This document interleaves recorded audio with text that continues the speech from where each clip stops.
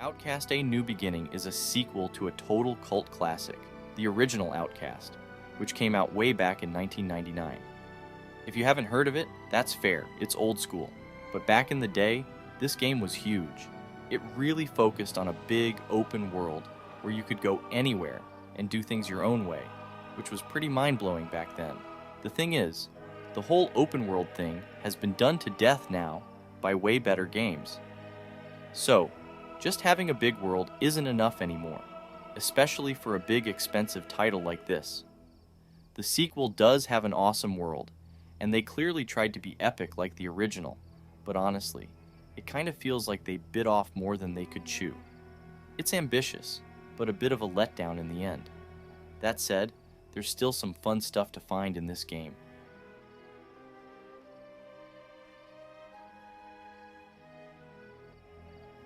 The narrative centers around Cutter Slade, a former Navy SEAL who makes a return journey to the alien world of Adelpha. Years prior, Cutter assisted the Talons, a peaceful and intelligent native species, in overcoming a crisis.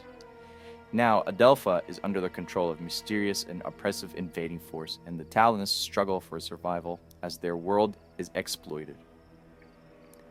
The storyline, while not inherently flawed, it leans towards a familiar science fiction tropes, rather than offering a truly unique or profound experience. It ultimately provides a sufficient engagement, but it may not be the primary factor in maintaining player interest for those seeking a more original plotline. Unfortunately, a number of technical issues within the world detract from the immersive experience. Textures frequently fail to load properly, resulting in unfinished-looking graphics at various points throughout the game. Additionally, repetitive elements become apparent in cutscenes, featuring interactions with villagers.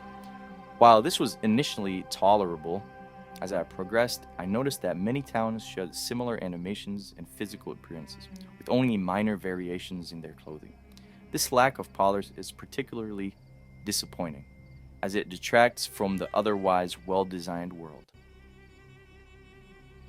Well, there are brighter aspects to the gameplay experience. The updated movement system represents a significant improvement.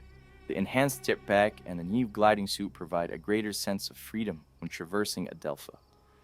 Though navigating on foot can still feel somewhat rigid at times, combat has also been refined. Shooting mechanics are satisfying and responsive, and the weapon module system introduces a welcome element of customization. Cutter possesses an array of gadgets at his disposal, including his signature jetpack for burst for movement and proactive shield for defense. The movement mechanics are particularly enjoyable. Zoom through the air and evading enemy attacks feels fluid and responsive. Exploring vast mountains, traversing gaps, or engaging in robot battles is enhanced by the speed and the flexibility of the movement. So, should you invest in Outcast: A New Beginning? Here, I will present to you two scenarios where the game might hold value for you.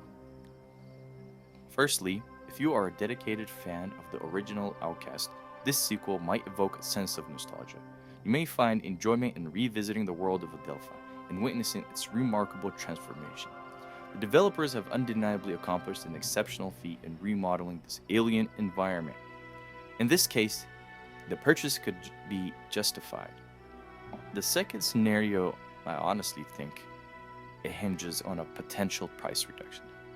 In its current state, with a price tag of $70, Outcast: A New Beginning struggles to justify its cost. This is due to a combination of factors, including a lack of narrative depth, technical glitches, and repetitive elements. For a game price at this level, one would expect a much more polished and refined experience. Therefore, based on the current state of the game, it is difficult to recommend it at a full price. If you liked this video, please like and subscribe for more reviews. Thank you very much.